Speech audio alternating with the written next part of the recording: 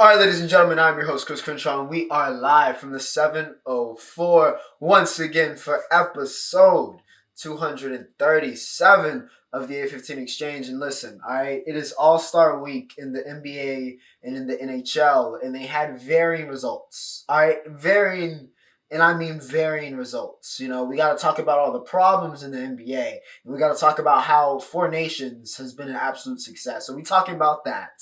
All right, we got the week in college basketball, which of course came with chaos and a 1-2 Iron Bowl matchup.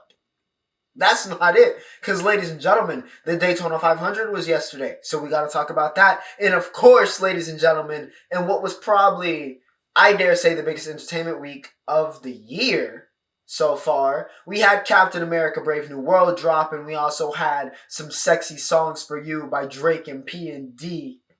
So we got to talk about that in entertainment. So, full episode today. Full episode today. As always, remember to like, share, and subscribe if you guys are enjoying the content. And as always, alright, everything you're looking for can be found in my description. Alright. Social media links. Description. Description for this video. In the description. Timestamps embedded in the video and also in the description. So yes, alright, I don't need to elongate this intro. It's President's Day. I believe it is President's Day. Calendar, let me know, because I have today off. It is Monday. I'm recording this on a Monday. Vibes are up. So let's get to it. And we're kicking off with college basketball. All right, before we get into the all-star stuff, let's talk about college basketball. Let's talk about the college side. Okay. Starting off with the women, because ladies and gentlemen, South Carolina have been on a heater, an absolute heater. All right, I talked about them not too long ago when they played LSU, and let's be real, you know, I was like, yo, Don, with another masterclass, South Carolina looks like that team again. But I have pointed out a couple things with South Carolina that concern me, and boy, did they come to a head against UConn. And I've also had some things I've said about UConn. Questions that needed to be answered, players that needed to rise to the occasion, and well, like I said, we got a lot of answers yesterday. We got a lot of answers. UConn, yes, UConn belt on South Carolina, 87-58. Azzi Fudd has, bar none, been maybe probably the story of the week, player of the week, surely I think in the NCAA. Followed up a 30-point performance the previous game by backing it up with a 28 performance here today. She is looking every bit like the shooter that she was supposed to be. She was hyped coming out of high school, #1 overall recruit. It was supposed to be her and Paige. That was supposed to be the foundation. All of the concerns I said about UConn not having, Paige not being able to take over or Paige just not having that team, really to make UConn a contender, as he was supposed to be that #2 or 1B that was supposed to help bring that together. They should, have the best guard combo in the country. But injuries, other factors have made sure that, didn't happen. But as of right now, man, Azzi has been playing unbelievably. This past week, she has looked every bit like the player she was supposed to be. 28 in this game, led all scores. Sarah Strong. If it wasn't for the woman we're about to talk about in 2 games, Sarah Strong, in my opinion, would be Freshman of the Year, 16 and 13 in this game. She has been a foundational, consistent piece for UConn, and that is a crazy thing to say about, a freshman, but she was the #1 overall player coming out last year. Joyce Edwards was not too far behind her. She had 17 to lead South Carolina. She also had a great game the day before, or the game before, should I say, for South Carolina. But it was not enough. All right, even with Paige not having a great game necessarily, but she did flirt with the triple-double. She had to rely on her playmaking instincts a little bit more as the shot wasn't falling. She had 12, 7, and 10. But ladies and gentlemen, like I said, this was the Azzi Fudd game. UConn went off. All right, probably, I dare say, even with Paige not playing as well, probably the best game of the season for the Huskies. So, yeah, huge win. That kind of really raises UConn's stock. And again, if Azzi is playing like she is now, that completely raises the ceiling for this Husky team. But we will see, all right? But Gino takes out Dawn. Texas, okay? It's still Hook'em for yet another week, all right? They took on LSU, and boy, oh boy, this was not a pretty game.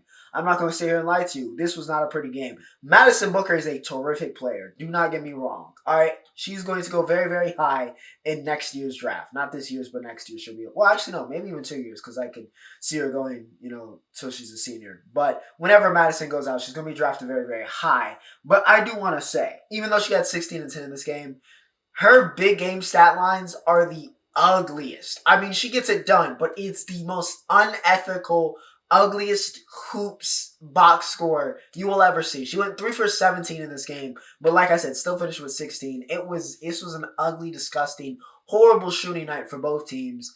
But even with LSU's big three having the games that they did, Anissa Morrow had 15 and 20 in this game. Flau'jae had 16. Michaela had 18.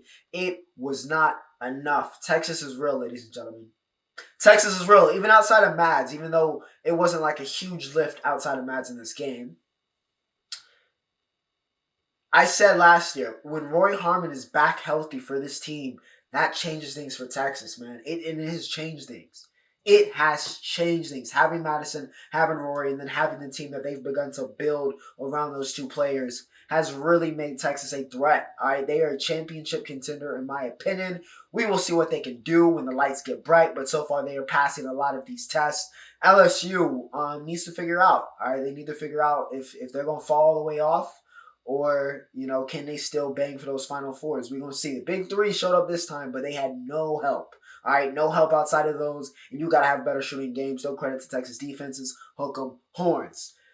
I said we were going to talk about a superb freshman, and let's be real, in my opinion, and I think probably a lot of people's opinion, should be freshman of the year. All right, Vanderbilt's Michaela Blake. She dropped 53 to end January. She just dropped 55 on Auburn to shut the D1 freshman woman scoring record.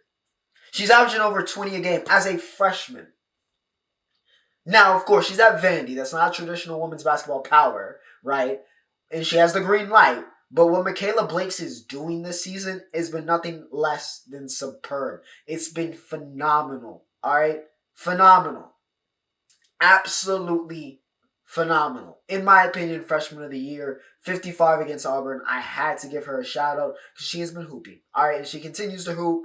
And when you have a player that can do what Michaela can do, that makes things very, very dangerous. All right, that makes them a very, very dangerous team. But we will see. But Michaela Blake's another 50-point game for her, and of course breaking the record.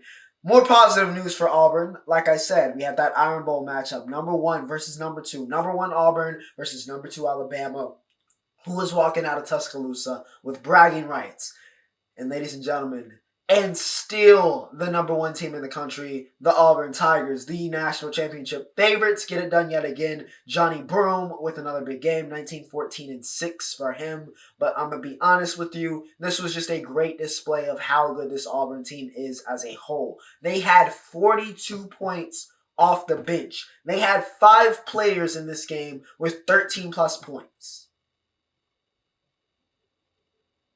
I'm a Duke fan. Y'all know this. We beat Auburn. I would be frightened, at least a little bit. There would be a little fear in my heart about having to play Auburn again. Even though we beat them once early in the season and we're obviously a better team, and they're obviously a better team now, this is a team that needs to be considered the best. All right, they are number 1 for a reason, going out and taking out Alabama in the fashion that they did. And they just continue to win these big games in what has been the best conference in college basketball, which is the SEC currently this year. I got to give credit where credit's due, but a big-time team effort plus your superstar showing up. That's a recipe for success. On the other hand, for Alabama, Mark Sears has regressed, okay? After he was one of the best guards in the country, some might even have gone as far as saying he was the best guard in the country last year. He has not been that same guy. He's kind of felt like he's done similar to what R.J. Davis and, what Caleb Love has done, where it's that classic, high scoring, maybe a little bit undersized guard. It's not really picking up NBA traction. He keeps coming back, but it feels like he's hit that ceiling. And now that he's hit what he could be, he's starting to show signs of slipping away. And that, unfortunately, is what I'm seeing from Mark Sears this season. If Alabama wants to be a championship contender, if they want to be a legitimate national championship threat, they need Mark Sears to play like the superstar he's supposed to be. He has not necessarily done that. He was not that in this game. He went 4 for 17. So yeah, Bama needs more from the guy. Auburn, on the other hand, you see what happens when your superstar shows up. They are still the number 1 team in the land. Now, ladies and gentlemen, let's head over. Let's talk about the positive. Yes, the positive All-Star game. The NHL, as you may or may not know, if you've been wondering, why is there a bunch of international teams currently playing hockey right now? The NHL has decided to kind of sub out their typical All-Star weekend or All-Star break this year for the Four Nations face-off. All right, so you have USA, you have Canada, Finland, Sweden. You have the top 4 hockey nations, bar, of course, Russia, and, you can go like the Czechs, others, but 4 of the most prominent hockey nations in the world. Probably, I think, the 4 with the most NHL players, potentially, as well. So, that's what they based it around, and, of course, they're doing a round-robin series right now, and then there'll be a championship this coming Thursday.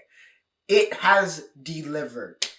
It has delivered. A lot of the issues we have with the modern All-Star game, whether it's the NFL with the Pro Bowl, and you saw what happened there. What they've desecrated the NBA All-Star game, and what we're going to talk about later. Hell, the MLB, not as much, but, faced a little bit of questions. But for the most part, they've kept their integrity. The MLS does something a little bit different. So, yeah. But right now, the best All-Star weekend, the most entertaining All-Star weekend I've seen has belonged to the NHL because of this Four Nations face-off. I don't know if it's just something about repping the badge and repping your country, but it has brought some great, great hockey. Of course, you're bringing all the best players in the world, which sometimes we don't often get to see when we see their national teams go off, depending on how the NHL or teams want to let their players go. But we got all the best in the world, and it is delivering best in the world caliber hockey. All right, we've had multiple overtime games. Multiple game winners. There hasn't really necessarily been big time blowouts. There's been some great action. So many neutral fans being converted to the NHL just off of this brilliant idea of doing the Four Nations. And, of course, it all came to a head on Saturday when, of course, we had the legendary rivalry here in the hockey world between the U.S. and Canada. And, ladies and gentlemen, as a proud American, I have to say, even though this wasn't in a case of us winning, but simply it's always true, USA hockey is do or die. Because, ladies and gentlemen, even though Canada, armed with Sid the Kid as captain, hasn't lost since, I think, something crazy like 2011. I might be wrong on that. I think they're on like a 28-match, win streak with Crosby. Like, they just hadn't been beaten. Well, ladies and gentlemen, that's done. That's done with. And it started from the opening bell of USA Canada. It delivered. All right, with the T'Chucks. National heroes. Keep the Chucks boys. Brady, Matthew decided to throw hands. And yeah, we were off. All right, we had him versus Matt versus Hagel. We had Brady versus Sam Bennett, which is funny because Sam Bennett, of course, Florida Panther. Matthew Tkachuk, also a Florida Panther, fighting your brother's teammate. That was in the first 3 seconds. The first 3 seconds of the game, we finally get some action. It goes all the way down towards Canada's side, I believe. I believe it was towards Canada's. Yeah, I believe it was towards Canada's side. And then we get Colton Parayko versus JT Miller, which, kudos to JT, because Colton is a fucking unit. So, we just have absolute chaos in the first 10 seconds of the game. And then the first goal of the game is the best player in the world showing off some insane speed. Absolutely. By the way, Charlie McAvoy and the USA defense ended up playing a great game, partially due to Canada's game plan, partially due to the US. It's just been a little bit better lately. Let's be real. All right, even at the youth level, we've been a little bit better than Canada lately. But yeah, McDavid shreds McAvoy, beautiful backhander, and then we were off. All right, and then we were off. USA ends up getting it back. Jake Gunsel ends up with 2 goals in this game, including 1 empty netter to put this thing to bed. And USA advances to the championship, taking out Canada 3-1. Listen, we have been ruling hockey. USA is currently hockey country. We have taken the title from Canada. We're beating them in World Juniors. We're beating them in Four Nations with their best players. They have a line on the power play of Crosby, McKinnon, McDavid. Those 3, and we still taking them out. Cale Makar now, of course, he was injured. Well, he wasn't injured. Cale is currently sick, so he didn't play in that game versus the U.S. But nonetheless, all right. But nonetheless, USA Hockey is do or die. The Four Nations is delivering. Um, Championship is going to come down to we may see a USA Canada rematch, but Canada and Finland looks like this is probably going to be the game. You know, whoever wins that is probably going to face the U.S.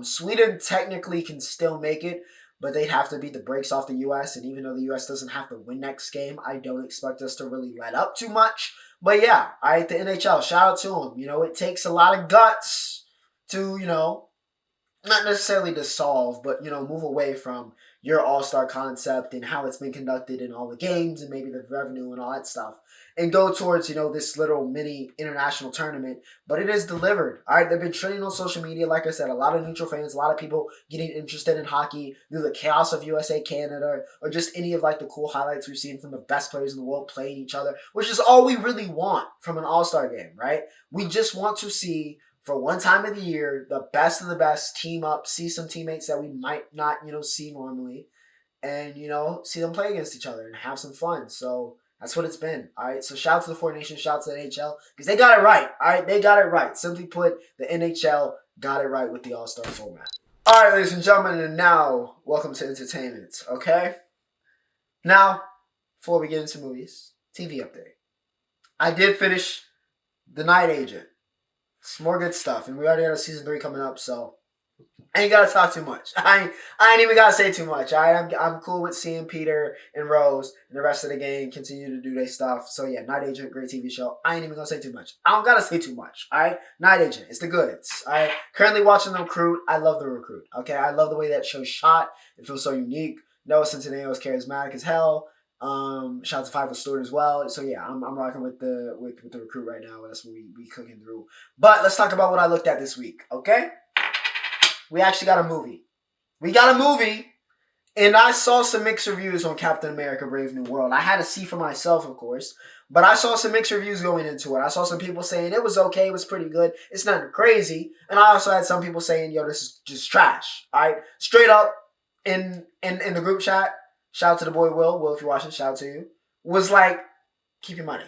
Keep your money. It's coming out on Disney soon. Just keep your money. But of course we gotta fight. We gotta create our own opinions here. All right, we gotta see for ourselves. And I'm gonna be honest. I'm gonna be honest with y'all. With Captain America, I'm gonna be honest. It was not the worst movie ever. So it wasn't the worst movie. If you're going in thinking maybe, oh God, is this going to be like the worst all time? It wasn't like Morbius, apparently Kraven the Hunter, and the rest of them, Madam Web. It wasn't that bad. Like Sony dog crap bad. It was also not No Way Home, Endgame, Infinity War, Winter Soldier, whatever you want to say, the Pantheon, Black Panther of MCU films is. For Simon, like, it's not in that tier, not even close. It is, in my opinion, quite possibly the most perfectly mid movie Marvel has ever made. It is perfectly mid. The action is good. It's not great, but it's not bad. Like, some of it, I'm thinking, how is Sam able to do this? Like, I know a big thing of this was like him not taking the serum because he's still human. But I'm going to be honest. Some of what Sam can do, and of course, it's a comic book movie, so you got to suspend your belief a little bit, all right, on some of this.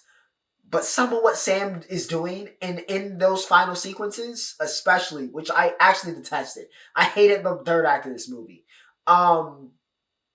There's no way a human would be able to take care of it. So I don't know if they've been microdosing Sam with some of the serum, but I'm going to be honest.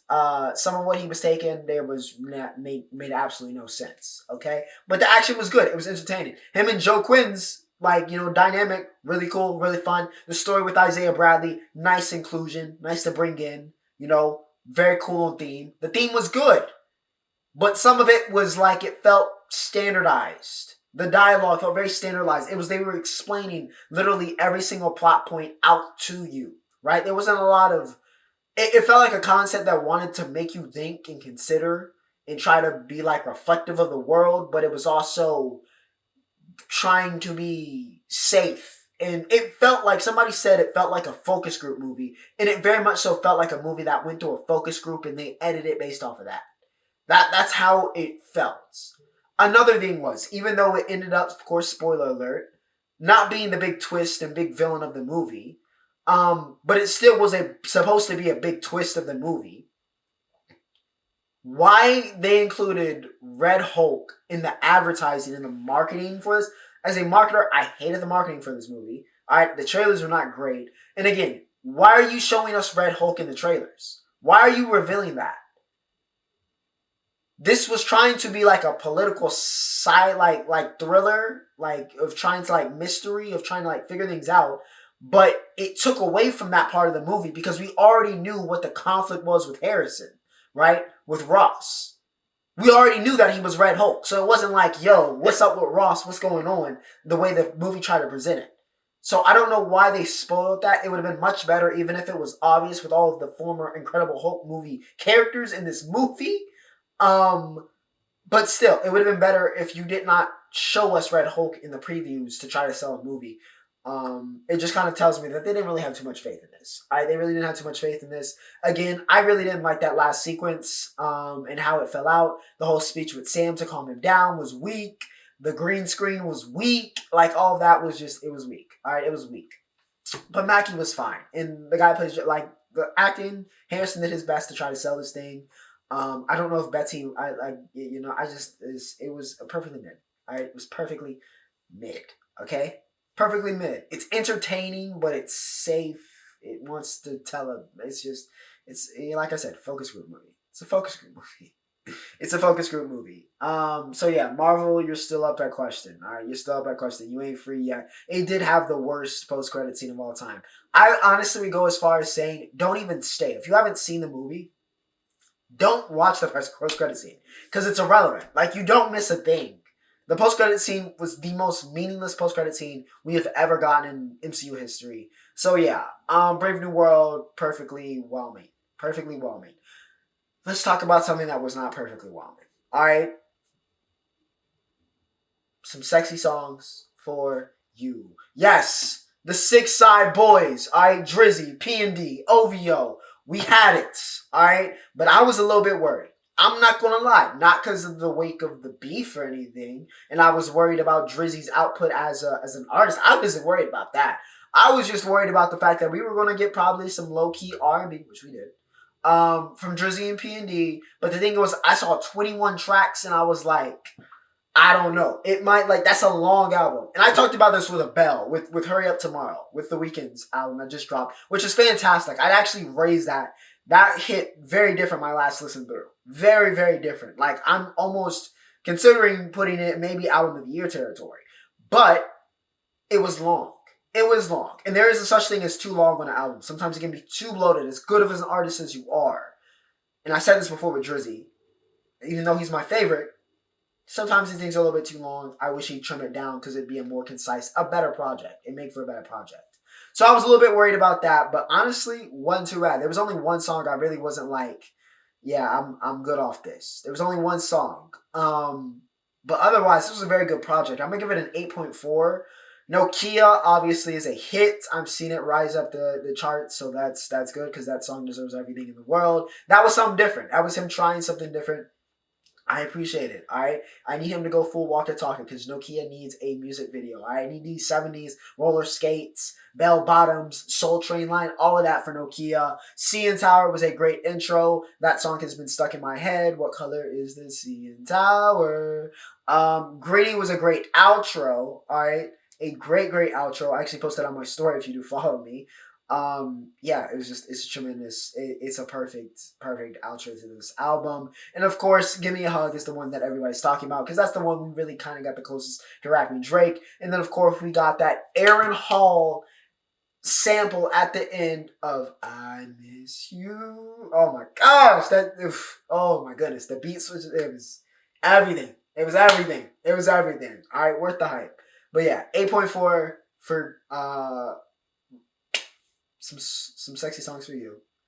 Again, as P&D said, as Drizzy has said, as a lot of people have said, if you didn't like this album, it's either because you're not a big fan of the R&B drama or R&B or the singing version of, or it's your sweet West Coast savior said, Drizzy with the melodies. Drake with the melodies. You're not a big fan of that, so that could be one thing. Number two, there's some stuff on here that is blatantly here for you to crap to fuck to. Alright? To smash to.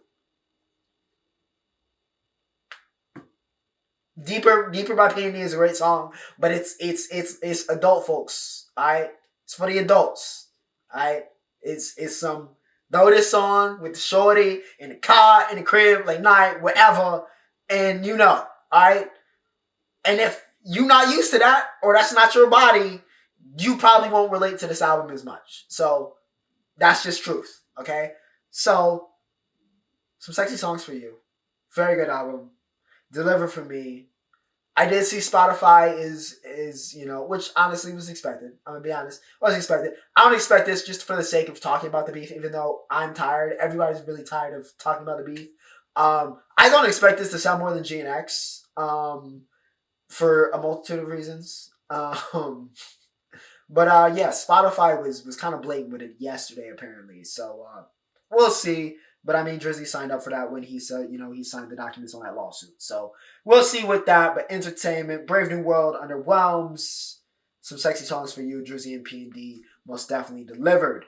Now, let's continue the negativity, all right? Because February 14th for me is National Haters Day, and we didn't have an episode now, so we gonna be National Haters Day today. But I'm gonna talk about the good in the NBA All-Star Weekend first, all right? Mac McClung is one of the greatest dunkers of all time, which it feels very kind of full circle, seeing Mac as high school and seeing him come up in Virginia, and then, seeing his path in college, and, Immaculate McClung. We used to talk about Mac all the time, whether it was at Texas Tech or wherever, on this channel, and then now him in, I guess, the G League, because he's been in the G League more than he's been in the NBA. But now him kind of rising to prominence once again for his dunking through the fact that, he is saving and single-handedly carrying the NBA dunk contest. Even though I want to say Stephen Castle deserves a lot of respect, because he had a great effort. And honestly, if he'd have got that one dunk that went through the hoop, and he went, between his legs, that was smooth. That was one of the best dunks of the night. Maybe the best dunk of the night. Even though, Mac was insane. All right, jumping over the car, double dunk. Listen, if Cam Brink was and Rakeem Jackson, I would be acting up too. And Mac was on he was on it. All right, so he does get the three-peat. Well deserved. Good stuff. Very entertaining. CP3 blatantly cheating in the skills competition. Objectively hilarious. Rome Flynn apparently turning into Dame Lillard in the celebrity game was interesting. Celebrity game not as stacked as usual though. I will say not as stacked as usual. Though Kai and Drewski are always going to entertain, so that was a lot of fun, and we're going to be using some of the memes for a very very long time. So honestly, the All-Star night, I don't even remember who won the 3-point contest. I think it was Harrow. Was decent, but the actual All-Star game format, I honestly could not care less about. I care so little about it. I'm not even going to throw up a photo because I didn't watch it. I straight up didn't watch it. I didn't watch it. Now, I know Chef won All-Star Game MVP, but JT probably should have won All-Star Game MVP. But I'm going to be honest. The format sucks. The format sucks with these, multiple different teams. Why are we doing this? And then we shorten the games to get more basketball, but we had 42 minutes of actual game time and, 80 minutes of ads. What is the split here? Why are we butchering the All-Star Game?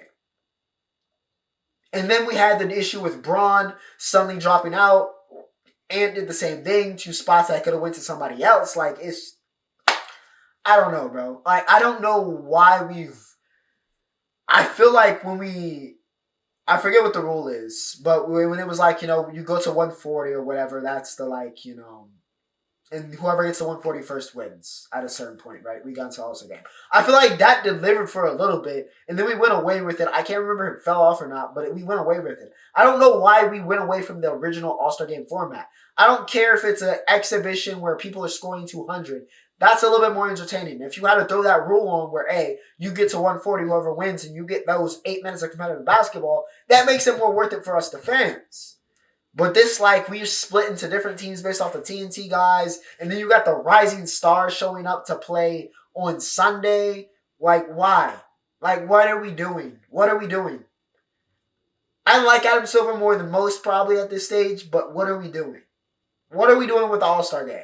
That wasn't the All-Star Game. I don't know what that was yesterday, but it was not the All-Star Game. It wasn't. Again, one game with the All-Stars that we selected, It's not that hard. If you're worried about competition, figure out a way to make it competitive, but this is not it. All right? You got people like Wimby who will gladly, you make this a regular game, will gladly go at it. All right? Let the players' natural competitiveness take over, and you'll be fine. I don't know why, but yeah, I felt like they overcooked there, and it really kind of ruined and put a damper on the NBA All-Star Weekend. So yeah, the same way I said the NHL got it right with not even doing a real All-Star Weekend, doing the Four Nations. Obviously, the NBA can't do that, but the way they did it like that, got it right. Right amount of tension, right amount of competition, right amount of fun. NBA, besides that one, like Skills Day, wasn't really hitting this year. It was not really hitting. I feel like a lot of people have reflected that, whether it's analysts, fans, all of it. So yeah, they've butchered the NBA All-Star Game. Hopefully they fix that. All right. Hopefully they fix that. Now, all right, before we leave, of course we have to do the roundup, and of course that means talking about Daytona. Yes, NASCAR is back, so we back to it. Daytona 500. William Byron goes back-to-back because he survived the chaos. All right, he survived the chaos, and that is honestly the key. Daytona is going to always bring some chaos, some big wrecks. It's all about being opportunistic, especially at super speedways in general, but at Daytona, it's about being opportunistic, okay? And Willie B just put himself in the right place at the right time. Crashes happen. People get antsy. People trying to make moves. Happens every year. Well, happens twice a year every year. And yeah, Willie B put himself in position to win. And hey, what a start for a guy who probably should have won the championship last year. Gets back to business. Wins a second straight. First man since Denny Hamlin did it in 1920 to win back-to-back Daytona 500. So yeah, good stuff from Willie B. Opportunistic, man. Opportunistic. UFC had a fight card this week as well. Jared Cannonier got the KO.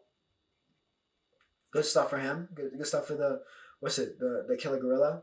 So good stuff there. Took out Rodriguez. The Bonafide brothers were back. Gabe won. Choked out Chaos Williams.